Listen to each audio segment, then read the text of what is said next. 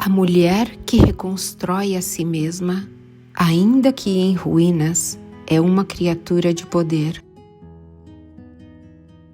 Ela sabe que há tempos certos para viver, tempos certos para morrer e tempos certos para se refazer com os ossos do que sobrou. A alma sabe quando é hora de descer, quando é hora de deixar o que já não serve e atravessar para um território onde nada é garantido, a não ser o reencontro consigo mesma.